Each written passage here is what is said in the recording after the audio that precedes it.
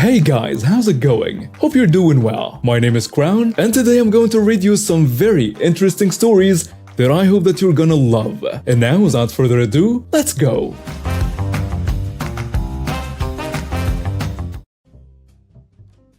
My aunt was one of two kids my grandparents had. My mother was a solar opposite to my aunt. She worked from the age of 12 in my grandfather's shop, never asked for anything, and eventually managed to start her own business.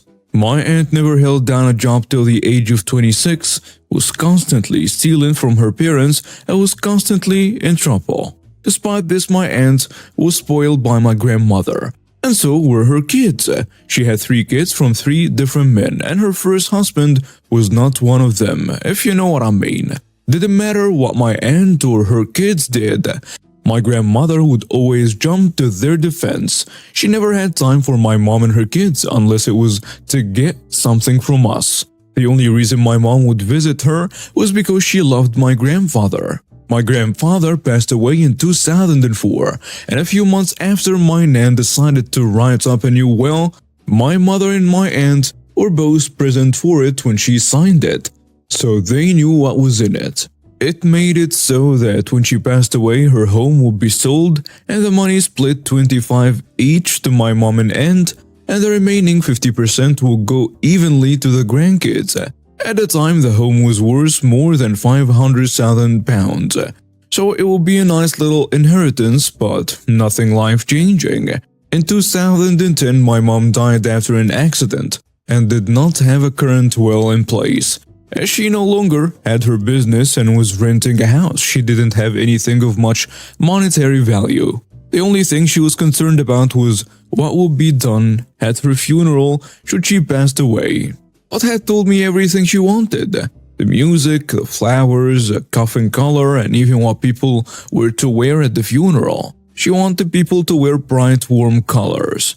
So when she passed, my aunt and nan took over all the arrangements and tried to undo all the things I told them. The songs were going to be songs I knew mom didn't like. The flowers were all the wrong colors, and they picked a hideous coffin. With the help of my siblings, we were able to change a few of the things back to what they were supposed to be, but the coffin couldn't be changed for some reason, and my nan refused to let people come dressed as clowns, so it was all black. It was frustrating. After the funeral, my nan had her will changed. My siblings and I were told by our aunt that she didn't have any involvement with the writing of the will, and our nan told us that she changed it so that my mom's share would go to her kids instead. All good, we thought. After mom passed away, my nan just stopped talking about my mom. At first, we thought it was because she was still recovering from losing her daughter, but even 5 years after mom passed, she still wouldn't talk about her. Even if you brought up a story about mom, Nan would very obviously try to change the subject, usually about how hard my aunt and her annoying kids had it. And if you want to talk to her about your own problems, she would somehow bring it back to my aunt. I had suffered the mental breakdown after my mom's death, so you can imagine how much it hurt to hear, well, X has had it so much worse. In 2016, my aunt passed away. She had written down what she wanted to be done for her funeral, and it was basically all the same things she had picked out for my mom's funeral, even the music to be played. I don't know why she tried to have a dress rehearsal funeral using my mom as a stand-in, but it was obvious that's what she was trying to do. So after a couple of months, our siblings and I were waiting to hear about the will reading, and my aunt kept telling me, "Oh, it'll be another month before we can do the reading." I didn't mind. I wasn't fussed about the money, to be honest, but my oldest brother was hoping to use the money to pay for a honeymoon for him and his then fiancée, and my younger brother was about to start university, so it would be a hell of a help. Eventually, my dad bumped into the solicitor my grandmother had used to deal with her will, and asked what was happening.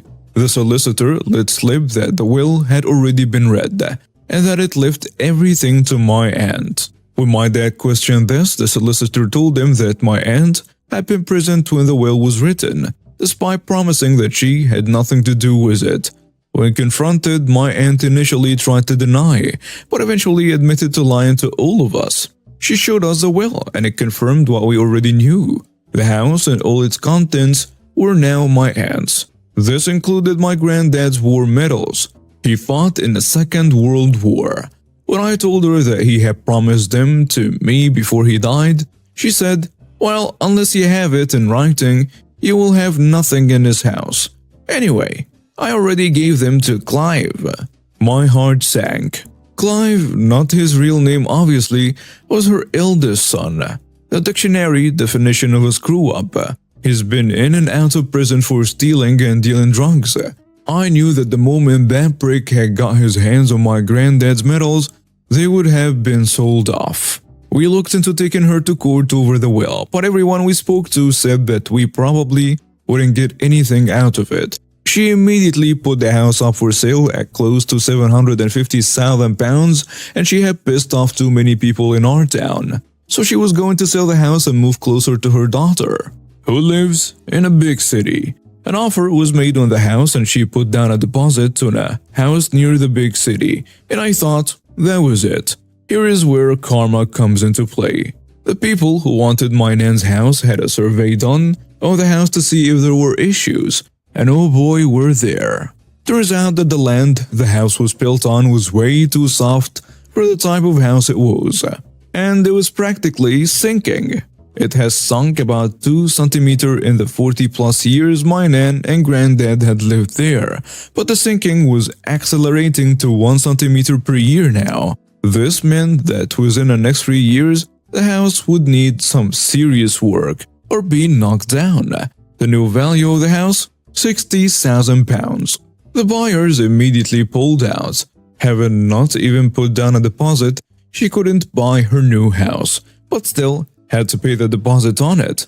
And while this was happening, she let Clive move in with her into her house that she rented from the council. He wasn't allowed to live in any of the council houses because he had trashed every single one he'd ever been given.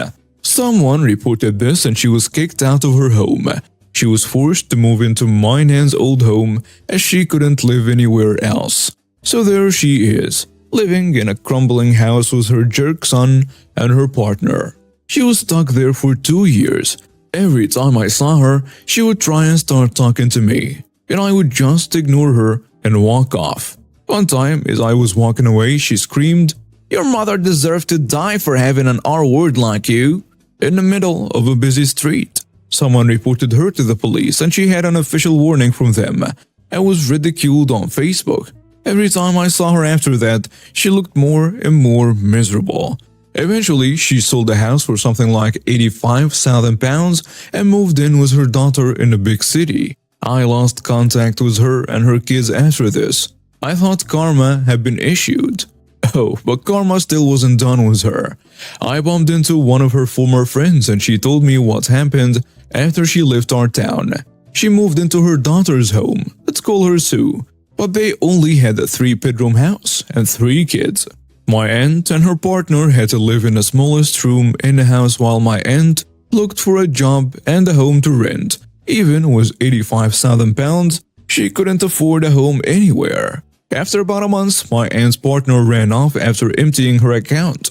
She was left stranded in Sue's house, not contributing anything because all the money she makes goes into bingo.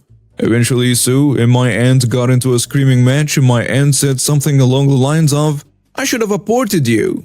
Sue immediately kicked her out of her house. So there is my aunt in a city where she knows nobody, no money, no home, and the last bridge she had was a smoldering rick. Last anyone has heard, she was living in a caravan in the roughest part of the city, and she can no longer work because she's suffering early onset arthritis and can no longer move her hands. I know I shouldn't get joy out of something like this happening to another person, but it does bring me some peace as to what's happened. When I was much younger, I had the chance of living a bit far from my hometown in a semi-rural area, at some place with a nice green space, next to a very nice neighbor with her own green space adjacent to mine. It was some closed neighborhood with a few common expenses for maintenance of the inner roads and such stuff, yet not with an HOA in the same way as in the USA, according to what I read around here. There were just a few homes there, between 25 and 35. I can't recall exactly now. And everybody had an equal vote on issues regarding the common spaces and issues. There was never any problem, really, never. My nice neighbor was a lady in her 50s. She was very funny, witty, smart, and really lovely. She had a boyfriend who used to be there from Friday to Sunday every week, and he was equally nice. Adorable people, both of them, really. I always helped her with her green space, quite more than a garden, whenever I took care of mine, which was quite often. I didn't mind helping her with that since her boyfriend wasn't able to. It wasn't that easy for him to do that stuff since he had some back issues and was getting treatment for it. And for me it wasn't a big deal. And after all the tasty stuff she cooked and gave me, "Hey, try this. Tell me if you like it."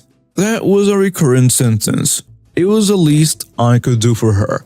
Also, her two dogs were with me all the time when I was in her place, and they were just adorable. Well, as it happens, one day they decided to move to some city quite a few hundred kilometers from there, and they wanted to get married.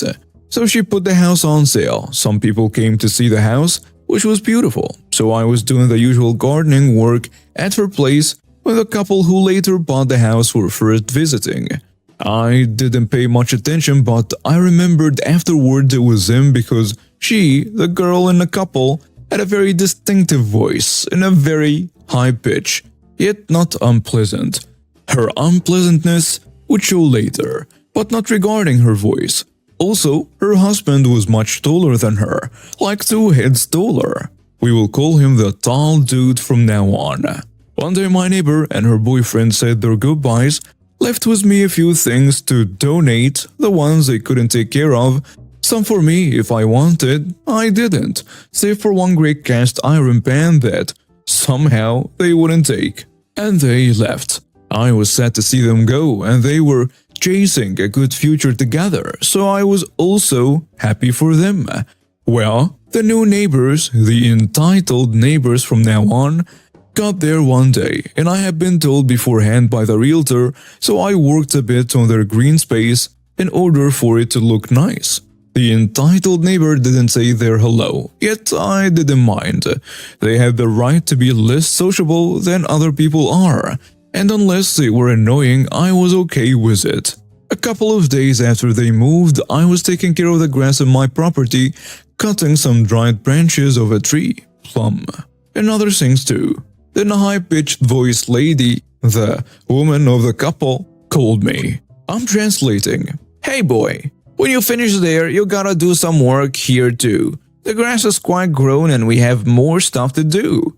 I was a bit confused at first, but then I remembered that when they first visited, I was doing gardening stuff for my former neighbor, and that's why she must have thought it was my duty. I got close to her and explained to her that I was doing maintenance of my property, and that I was friends with my former neighbor, and about her boyfriend situation and why I was helping her. She said okay and went inside her house. A few days later, could have been 3 days, there was a monthly neighbors meeting. After a few issues were debated, mostly about a few pumps and the dirt roads, both entitled neighbors said they had an issue.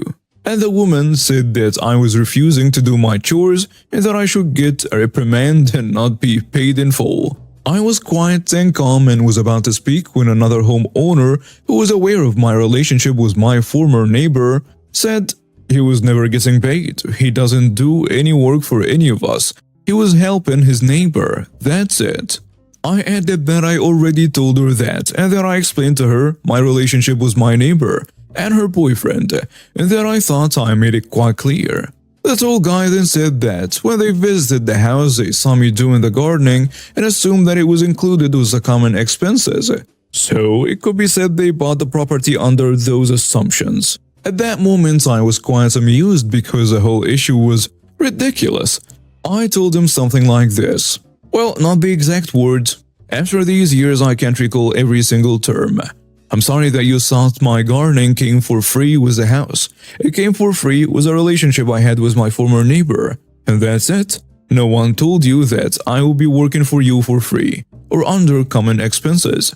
And your own assumptions are just flawed. I'm sorry. At that point, the lady lost her temper and shouted at me that I was disrespecting her husband and her husband's authority, that I was rude and a bully, an accusation without any truth, and that I was purposefully refusing to do their gardening. After her screaming show, there was a very long and uncomfortable silence. I had never witnessed anyone shouting in those meetings, which were very amicable and quiet. So I broke the silence and told her, after what I'm going to say, I will ask my new neighbors to explicitly point out in which ways I was, according to them, rude and bully. I would also like to know in which ways I disrespected her husband and his supposed authority, and also which authority do they think they have over me. On the other hand, they are right. I purposefully refuse to do their gardening, and I will assure you that I will never do it, not even if they want to pay for it. They shut up and left before the meeting was over. Yes, we, the rest, stayed a bit afterwards talking about what happened. It was impossible not to. And then I went to the entitled neighbor's neighbor, a nice old bloke who invited me and a couple other homeowners over. He lived on the other side of the entitled neighbors. He offered us cappuccinos or teas. He seemed to know a lot about tea. Which there I had this idea and I told him, hey, I can come a couple days a week for a little while to take care of your plants and trees, more like bushes really, and I can have a cappuccino here. And he agreed. I had a triple interest in this. 1. The cappuccinos. 2. Angering the entitled neighbors who will see I do some gardening to their other neighbor. And 3. The nice neighbor's granddaughter who was beautiful and I had already seen her around. It all went well. Cappuccinos were great. The entitled neighbors were furious. And the granddaughter ended up being a good friend of mine and introducing me to a friend of hers who would then become my girlfriend. Until she died only 6 months later, but that's another story. Oh, I also had another interest. The nice neighbor library. He had great books and he lent them to me. Important note. While the facts were as I wrote here, some words might not be entirely precise, because this happened more than 25 years ago, and I can't recall every single word. And now we have reached the end of today's stories. Thank you for watching and see you next time.